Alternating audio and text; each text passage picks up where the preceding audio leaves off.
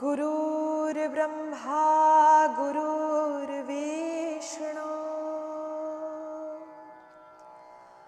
गुरुदेव हि महेश्वर गुरुर्साक्षात् परब्रह्म तस्मै श्री गुरवे नमः। ॐ जननी शारदां देवीं रामकृष्ण जगद्गुरुं पादपद्मे तयोः श्रुत्वा प्रणमामि मुहुर्मुहुः।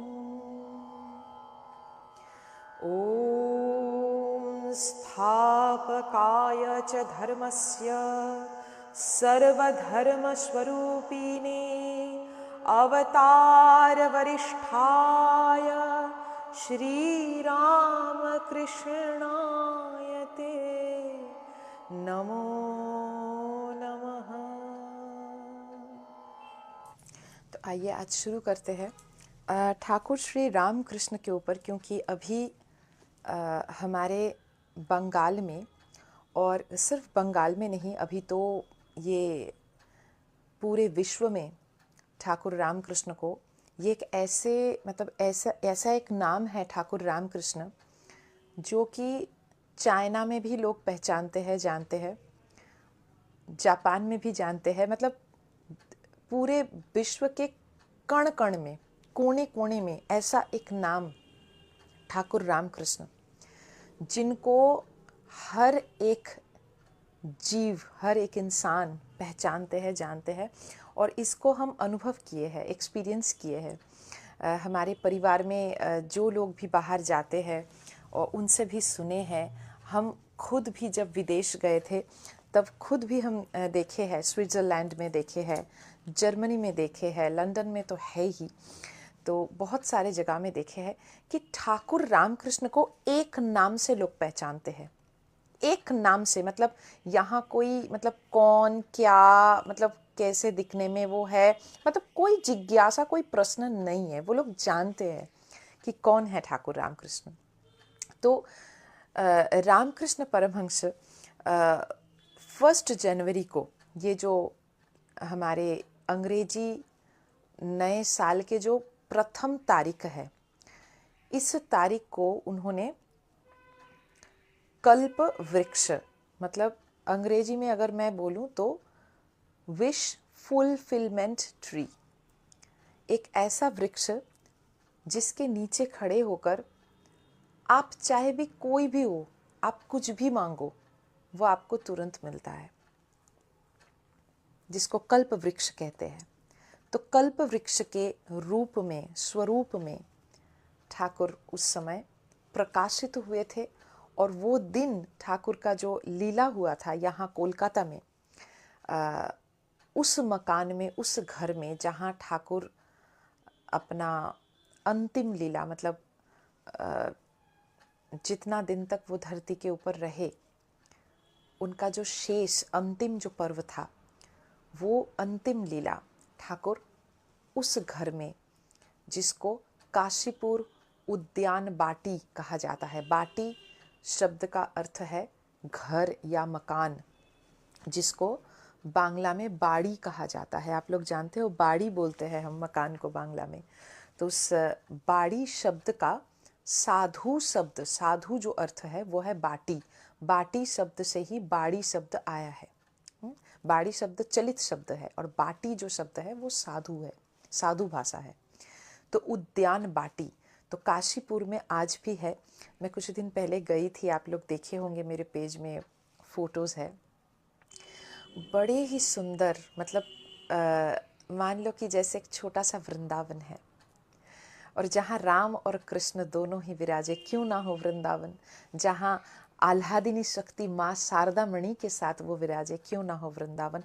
आज भी यकीन मानिए, मैं अपना अनुभव आपको बता रही हूँ, आज भी जब भी हम काशीपुर उद्यान बाटी में जाते हैं, इस समय तो खैर बहुत सजावट होता है, कल्पतरु उत्सव, कल्प वृक्ष का जो महोत्सव हो उस उपलक्ष्य में बहुत सजाते हैं फूलों से।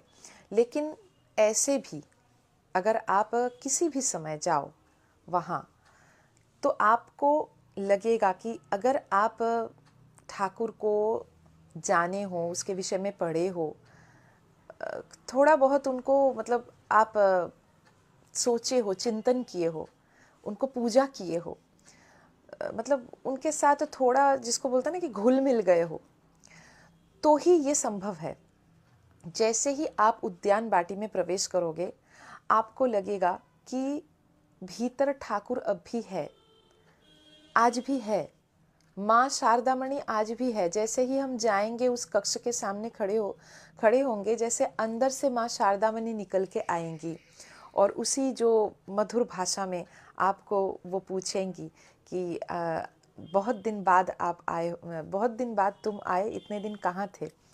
तो ऐसे आपको लगेगा कि जैसे हम माँ के पास आए हैं, ठाकुर के पास आए हैं। हालांकि बेलूर मठ भी है, हालांकि बहुत सारे प्रतिष्ठान हैं, मंदिर है ठाकुर और शारदामणि माँ की, तो मतलब मंदिरों की कोई कमी नहीं है। लेकिन काशीपुर उद्यान बाटी का एक अलग ही महिमा है। मैं ये स्वयं अनुभव की हूँ और बहुत सारे रामकृष्ण प्रेमियों से मैं इसको साझा की हूँ, तो वो लोग भी हमको यही बोले कि हाँ माता जी बिल्कुल ठीक, चाहे आप कहीं पर भी जाओ, दक्षिणेश्वर जाओ, कहीं पर भी जाओ, लेकिन आपको लगेगा कि हाँ काशीपुर उद्यान वाटी जैसे आज भी मतलब उसके अंदर जैसे विराजमान है। तो इस काशीपुर उद्यान बाटी में ये लीला हुआ था और मुझे बहुत दिनों से इच्छा थी कि मैं आप लोगों को ये बोलूं। ये मतलब ठाकुर रामकृष्ण के विषय में हम लोग बहुत कुछ नहीं जानते, बहुत कुछ नहीं समझते हैं, बहुत थोड़ा थोड़ा सा उनको जानते हैं, थोड़ा थोड़ा सा उनको पहचानते हैं। लेकिन मुझे ऐसा लगता है कि ठाकुर रामकृष्ण को जाने बिना सद्गुरु और शिष्य के बीच क्या संबंध होता है, सद्गुरु क्यों बार बार अवतीर्ण होते हैं, और खास करके एक सद शिष्य के साथ सद्गुरु का जो जन्म जन्म का जो संबंध है, वो आप समझ पाओगे ठाकुर को देख करके और ठाकुर की जो लीला है उनको जान करके। तो इसीलिए मैं प्रयास करूँगी और ठाकुर से मैं प्रार्थना की हूँ, अभी भी प्रार्थना कर रही हूँ कि मुझे वो शक्ति दे। मैं इसीलिए स्क्रीन के ऊपर ठाकुर की फ़ोटो लगाई हूँ ताकि मैं ठाकुर को निहार पाऊँ, मैं देख पाऊँ। ये वो विग्रह है, ये वो मूर्ति है जहाँ से मेरी आध्यात्मिक यात्रा शुरू हुई थी। मैं आज भी बोलती हूँ, कोई भी हमारे पास आते हैं, आजकल के जो युग है, कोई कुछ बोलने से डरते हैं, पहले थोड़ा देख लेते हैं, थोड़ा परख लेते हैं, उचित भी है, करना भी चाहिए। लेकिन मैं बोलती हूँ सबको, चाहे कहीं से भी वो आए, मैं बोलती हूँ कि मैंने ठाकुर और माँ का दूध पिया है। मेरी जन्म बाग बाजार धाम में हुआ है, ठाकुर की उस भूमि के ऊपर जहाँ ठाकुर और माँ ने लीला किया, जहाँ ठाकुर और माँ की बहुत सारे शिष्यों ने लीला किया, शिष्य प्रशिष्य ने। उस भूमि के ऊपर मेरी जन्म, मेरी परिवार के जितने लोग हैं उसी भूमि के ऊपर वो लोग भी, मेरे पिताजी मतलब पिताजी के जो वंशज है, बाग बाजार में ही उनका सब कुछ है। और जन्म से रामकृष्ण भगवान, ये शब्द मैं सुनकर बड़ी हुई हूँ कि रामकृष्ण कौन है, भगवान है। ठाकुर कौन है, भगवान है। आज भी आप लोग सुने होंगे, अगर आप बेलूर मठ जाओ तो वहाँ एक संगीत, एक भजन होता है, राम कृष्ण शरणम, राम कृष्ण शरणम। ये भजन सुनते हुए मैं बड़ी हुई हूँ। ऐसा कोई पल नहीं, ऐसा कोई क्षण नहीं, ऐसा कोई दिन नहीं जब हमारे मोहल्ले में ठाकुर और माँ की संध्या आरती और भोग आरती नहीं होता था घर घर में। तो इसीलिए इस मतलब ये वो विग्रह है जहाँ से मेरी भक्ति बोलिए, श्रद्धा बोलिए, शिक्षा बोलिए, विद्या बोलिए, जो कुछ भी आज आप मुझे देख रहे हो, वो यहीं से शुरुआत हुआ है। सदगुरु भगवान श्री श्री विजय कृष्ण गोस्वामी प्रभु मेरे जीवन में बहुत बाद में आए हैं, पहले जन्म से ही ठाकुर और श्री श्री माँ। तो आइए आज ठाकुर के विषय में मैं क्या ही बोलूँ, मुझे इतना मतलब ठाकुर को मैं जब देखती हूँ ना, मुझे इतना आनंद मतलब मैं समझा नहीं सकती, मैं बता नहीं सकती। एक अद्भुत लगता है कि जैसे चित्त फट जाएगा, जैसे चित्त फट जाएगा आनंद से। इतना आनंद होता है मुझे ठाकुर को देख करके। मुझे लगता है कि मैं क्या ही बोलूँ ठाकुर, आप मुझे शक्ति दो। आपने मुझे प्रेरणा दिया कि हिंदी में मैं आपकी हिंदी भाषा में हिंदी भाषियों के पास आपकी बात मैं पहुंचाऊं। और मैं प्रणाम करती हूँ, मुझे आशीर्वाद दो, मुझे शक्ति प्रदान करो कि मैं जो आप बोलना चाहो मेरे अंदर से आप बस कर लो। वो मेरी शक्ति नहीं है कि मैं आपके विषय में बोलूं। कल्प वृक्ष जिस दिन ठाकुर जिस स्वरूप में प्रकाशित हुए थे, उस समय ठाकुर काशीपुर उद्यान वाटी में अस्वस्थ थे, यह हम सभी को पता है। और अपने सन्यासी शिष्य और भी गृहस्थ शिष्य जो लोग विशेष है, उनके साथ बहुत विशेष कुछ लीला, विशेष कुछ पल, कुछ उपदेश, उनकी कुछ इच्छा, वो उन्होंने उन दिनों प्रकाशित किए। और 1 जनवरी को जब उनके शिष्य उसी उद्यान में, मतलब बहुत बढ़िया सा एक बगीचा है, आप लोग जाओगे कभी तो देखोगे, बहुत बड़ा है, बहुत बड़ा मकान है और बहुत बड़ा बगीचा है। तो उस बगीचे में एक चंपक पुष्प के वृक्ष हुआ करता था। एक अद्भुत वहाँ वृक्ष हुआ करता था, बहुत प्यार से ठाकुर वहाँ रहेंगे ना तो बहुत प्यार से वो सजाया गया था। तो उद्यान में जब उनके शिष्य सब मिलकर के कोई चंपक फूल चुन रहे हैं, तो कोई ऐसे ही बैठ के बातचीत कर रहे। स्वामी विवेकानंद भी है, आप लोग जानते हो गिरीश घोष, इनके विषय में भी मैं बोलूँगी। जानना बहुत ज़रूरी है, बहुत इम्पोर्टेंट कैरेक्टर है ठाकुर की लीला में, इनको समझना बहुत ज़रूरी है।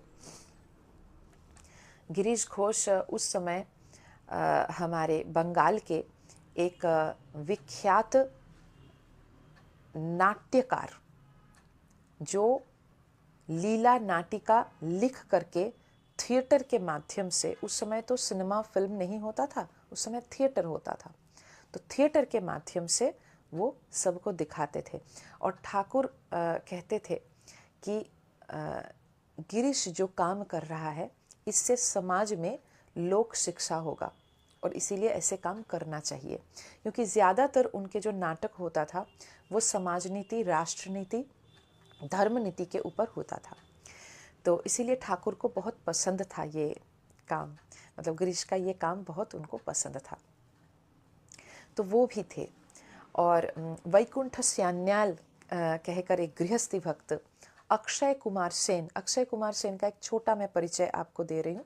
अक्षय कुमार सेन जो रविंद्रनाथ ठाकुर उनके घर में गृह शिक्षक हुआ करता था।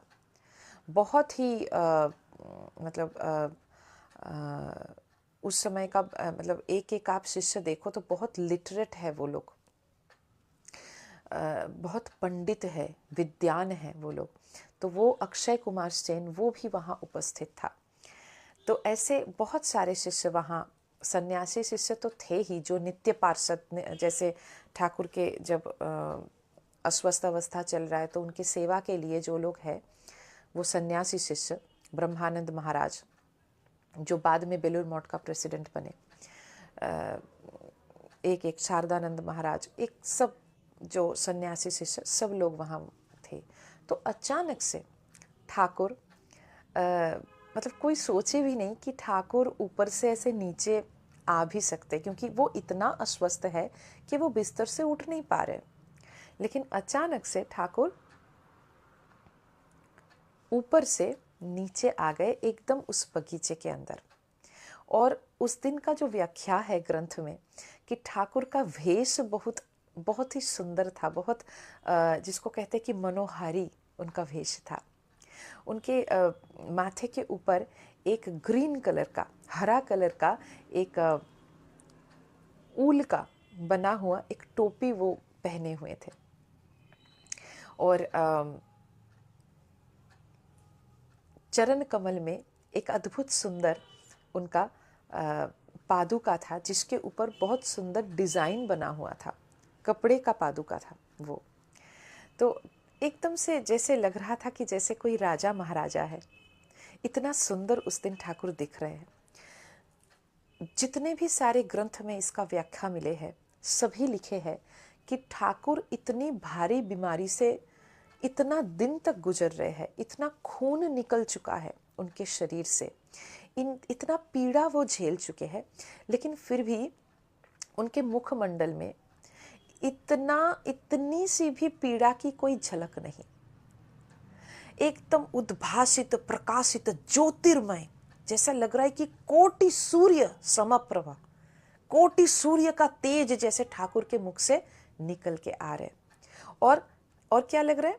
लग रहा है कि जैसे नित्य किशोर है वो। उनका उम्र लग रहा है 20-22 से ज्यादा नहीं होगा।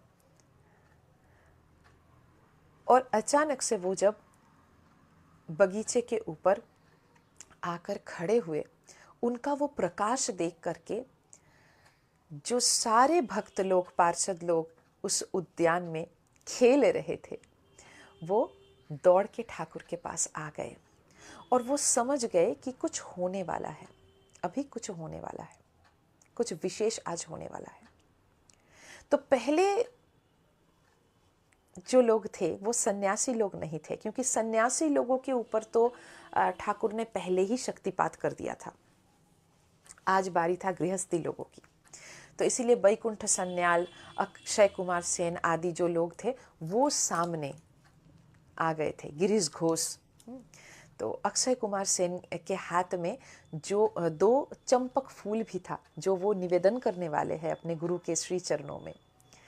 और जैसे ही वो लोग सामने आए तो ठाकुर और प्रकाशित होने लगे, इतना प्रकाश फैलने लगा। कई जगह पर ये है कि जैसे भगवान श्री कृष्ण जब राज्य सभा में खड़े होकर सबको अपना विश्व रूप दर्शन करवा रहे, लेकिन वो विश्व रूप सब दर्शन नहीं कर पा रहे, इतना प्रकाश उनका है ना महाभारत में। तो उस घटना की तुलना ठाकुर की प्रकाश से किया गया है कि लग रहा है कि साक्षात परमात्मा भगवान, उनका प्रकाश चारों ओर इतना विस्तार हो रहा है कि लग रहा है कि हमारा आंख, मतलब हम लोग अंधा हो जाएंगे, हम देख नहीं पाएंगे। लेकिन सामने तक जैसे ही गए और ठाकुर ने सबको पूछा, पहले तो गिरीश को पूछा कि सुन गिरीश, हमको सब अवतार बोलते हैं, हमको सब भगवान बोलते हैं, तुझे क्या लगता है मैं कौन हूं रे? बता ना मैं कौन हूं? तो गिरीश घोष तुरंत जवाब दिए कि व्यास, वाल्मीकि आदि ऋषि मुनिगण भी जिनका व्याख्या नहीं कर सकता, मैं तो तुच्छ आदि तुच्छ हूं। मैं कैसे आपका व्याख्या करूं कि आप कौन हो? कितना सुंदर जवाब देखिए। ठाकुर मुस्कुराए और सदा आनंद, सदा मुस्कुराता हुआ चेहरा देखिए। ठाकुर का जो चित्र मैं लगाई हूँ, या गूगल से आपको जो भी चित्र मिलेगा, आप देखोगे हल्का सा एक प्रसन्नता उनके मुख पर है। वो हल्का सा मुस्कुरा के बोले कि तुम सभी का चैतन्य अर्थात चेतना अर्थात कॉन्शियसनेस जागृत हो। मैं और क्या आशीर्वाद कर सकता हूँ। सबका चैतन्य जागृत हो। वैकुंठ सन्याल जब आए और वैकुंठ सन्याल को बहुत दिनों का इच्छा था कि ठाकुर उनको स्पर्श करे, और ठाकुर जैसे ही वैकुंठ सन्याल के सीने के ऊपर ऐसे हाथ रखे, अपना हस्तकमल जैसे रखे, और उनको एक झटका सा लगा, और उस झटके में उन्होंने क्या देखा, वो लिख रहे अपने डायरी में कि नीचे से आकाश तक नीचे से आकाश तक मैं देख रहा हूं केवल मेरा ठाकुर ही ठाकुर है। अनंत अनंत अनंत स्वरूप, अनंत उनका चित्र मैं देख रहा हूं। मुझे लग रहा है कि आनंद से, इतना आनंद हो रहा है, मुझे लग रहा है कि मेरा आनंद से चित्त फट जाएगा, मैं इतना आनंद धारण नहीं कर पा रहा हूं। तो वैकुंठ सन्याल जी घबरा गए और बोले कि ठाकुर, ये आपने क्या कर दिया?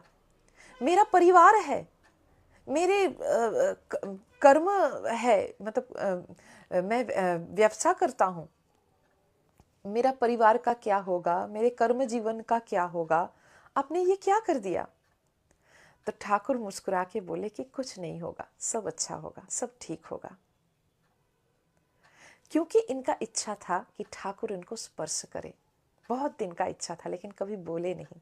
तो ठाकुर आज इनका वो जो जिनका जिनका इच्छा था, कल्प वृक्ष है, तो जो जिनका जिनका इच्छा था, सब मांगे वो आज पूर्ण करेंगे। और जिनका जो भाव है, कोई ठाकुर को राम जी के स्वरूप में देखते हैं, कोई ठाकुर को कृष्ण के स्वरूप में देखते हैं, कोई शिव के स्वरूप में देखते हैं, जैसे स्वामी विवेकानंद उनको देख रहे शिव स्वरूप में। और आप देखो तो ऐसा सेम एक घटना है चैतन्य चरितामृत में। चैतन्य महाप्रभु भी जब आए थे, उन्होंने भी अपने आप को प्रकाशित किया था श्रीवास अंगन के ऊपर। श्रीवास अंगन, श्रीवास जो पंच तत्व के एक है, जो नारद जी का अवतार है। मैं कई बार आप लोगों को बताई हूँ, नारद जी का अवतार श्रीवास ठाकुर। तो श्रीवास ठाकुर के घर के आंगन के ऊपर चैतन्य महाप्रभु स्वयं को प्रकाशित किए थे। और उस समय भी जो लोग वहाँ उपस्थित थे, मुरारी गुप्त, श्रीवास ठाकुर और भी बहुत सारे चैतन्य पार्षद लोग, तो उनका जो भाव था, जैसे मुरारी गुप्त जी हनुमान जी का अवतार थे, तो मुरारी गुप्त जी हमेशा चैतन्य महाप्रभु को राम जी के स्वरूप में देखते थे। हालांकि वो बहुत छोटा था, मुरारी गुप्त से चैतन्य महाप्रभु उम्र में बहुत ही छोटा, लेकिन फिर भी अपने प्रभु राम जी के भाव से वो देखते थे उनको। तो उसी रूप में उनको दर्शन हुआ। जिस हरिदास ठाकुर को जुगल रूप का दर्शन हुआ, क्योंकि हरिदास ठाकुर का इष्ट जुगल मूर्ति था, जुगल रूप था, राधा कृष्ण जुगल। तो इसीलिए चैतन्य महाप्रभु को उन्होंने जुगल मूर्ति में दर्शन किया। जो जिस भाव में चैतन्य महाप्रभु को भक्ति करते हैं, उसी स्वरूप में चैतन्य महाप्रभु वहां उनको दर्शन दिया। सेम घटना हम देख रहे कलिकाल में हो रहे। यहाँ काशीपुर उद्यान वाटी में बगीचे में खड़े होकर के 1 जनवरी को ठाकुर रामकृष्ण परमहंस अपने विशेष कुछ शिष्यों को विश्व रूप में दर्शन दे रहे। और जिनका जो मांग है, जिनका जो मांग मतलब क्या मांग हो सकता है, जो इस योग्य है कि भगवान को इस चर्म चक्षु से वो दर्शन कर सके, उनका मांग क्या हो सकता है बताइए? तो उनका मांग सिर्फ यही हो सकता है, कृपा। तुम भगवान, तुम भक्त का एक मांग है, तुम्हारा समय, तुम्हारा प्रेम, तुम्हारा स्नेह, तुम्हारा संग, यही तो मांग है, तुम्हारा स्पर्श। और वो ठाकुर ने सभी को, जो वहाँ विशेष उनके शिष्य लोग जो भी थे, सभी के ऊपर ठाकुर ने कृपा किया। तो इसीलिए इस दिन का, इस दिवस का एक बहुत बड़ा महिमा है। कहा जाता है कि आज भी 1 जनवरी को अगर आप ठाकुर को स्मरण करके कुछ मांगो, तो वो आपको जरूर देता है, क्योंकि ठाकुर का देह चला गया, ठाकुर तो नहीं गया, नहीं, ठाकुर तो है। तो आज भी 1 जनवरी को वो हम भक्तों के लिए कल्प वृक्ष का स्वरूप धारण करते हैं। हम अगर देखना चाहे तो जरूर उसको दर्शन कर पाएंगे। देखिए, एक सुंदर सा श्लोक मैं आपको बताती हूँ।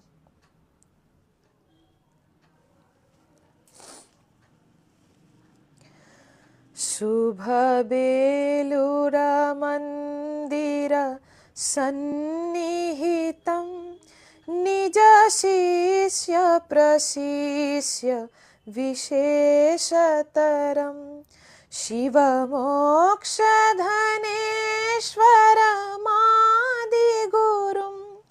प्रणमामि गदाधर ब्रह्मपरं प्रणमामि गदाधर ब्रह्मपरं प्रणमामि गदाधर ब्रह्मपरं। ये बेलूर मठ में गाया जाता है। इस श्लोक को, 4 लाइन का जो श्लोक है, इसको अगर आप समझ लो तो ठाकुर का स्वरूप, ठाकुर रामकृष्ण परमहंस का स्वरूप आप थोड़ा बहुत अनुभव कर सकते हो। देखिए, प्रथम लाइन में क्या बोल रहे? शुभ बेलुड़ मंदिर सन्निहितम। ठाकुर कितना, मतलब कितना सहज होते हैं। देखिए, अवतार पुरुषगण कितना सहज होते हैं। अवतार का पहला जो निदर्शन होता है, मतलब जो जिसको देख के आप पहचान सकते हो कि ये अवतार पुरुष है, वो है बहुत सहज भाव। भगवान बत है ना, अवतार मतलब भगवान बत नहीं, क्षमा कीजिए, भगवान साक्षात है। तो भगवान सहज है। कैसा सहज है, इसको थोड़ा गहराई से समझना जरूरी है। कैसा सहज है भगवान, क्योंकि भगवान का हर समय हम महाभारत को लेकर चर्चा करते हैं तो लगता है कि बाप रे, श्री कृष्ण बहुत जटिल है, ऐसा करोगे तो ऐसा फल, ऐसा करोगे तो ऐसा। हाँ, जटिल तो है, जो सृष्टि करता है वो थोड़ा तो उनको जटिल तो होना पड़ेगा, लेकिन भक्त के साथ ऐसा नहीं है, ऐसी बात नहीं है।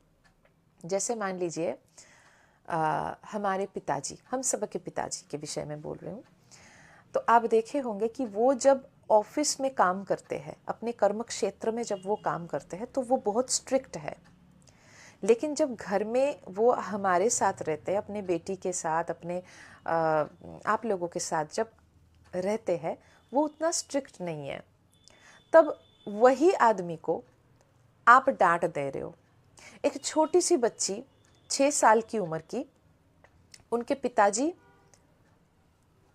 मान लीजिए पुलिस में सुपरिंटेंडेंट है या कमिश्नर है, वो सबको लाठी दिखा रहे, लेकिन वो छोटी सी बच्ची पिताजी को डांट दे रही है।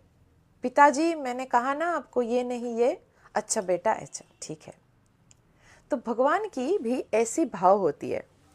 जब भगवान अपने बच्चे के साथ होते हैं, अपना बच्चा मतलब भक्त, प्रेमी भक्त, निस्वार्थ प्रेमी भक्त, सेल्फलेस लव जो उनको करते हैं, उनके साथ जब भगवान होते हैं तब उनका वो स्वरूप नहीं, तब उनका क्या स्वरूप है?